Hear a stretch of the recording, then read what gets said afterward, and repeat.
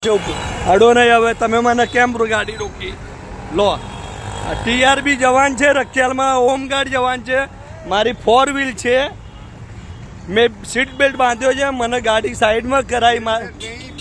પહેર્યો છે આ કાઢ્યો તમારી સામું એ ભાઈ હતા જ નહીં તમે મને કોણ રોકવા વાળા ચલો કહો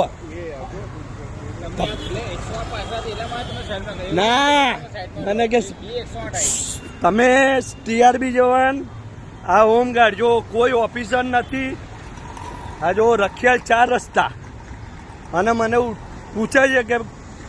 બોલો શું કહો છો સીટ બેલ્ટ મેં પહેર્યો હતો